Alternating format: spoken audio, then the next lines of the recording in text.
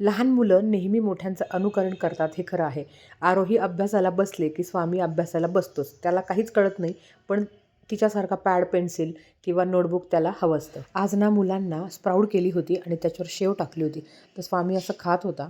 नंतर मी खाण्यासाठी घेतलं तर बघा त्याचं सगळं लक्ष कॅमेराकडे होतं की आई काय करते म्हणून. आज खूप दिवसानंतर आम्हा सगळ्यांना डीमार्टला जायचं होतं. खरं तर किराणा मी किराणा दुकानातूनच घेते, पण ज्या काही बाकीच्या गोष्टी आहे ग्रॉसरीमध्ये किंवा लिक्विड वगैरे असतं, डायपर असतं, तर ह्या गोष्टी घेण्यासाठी डीमार्टला जावंच लागतं. तिथे गेल्यावर असे मुलं काही ना काही नवीन वस्तू घेऊन येतात आणि ह्या सगळ्या वस्तू मी आणल्या होत्या.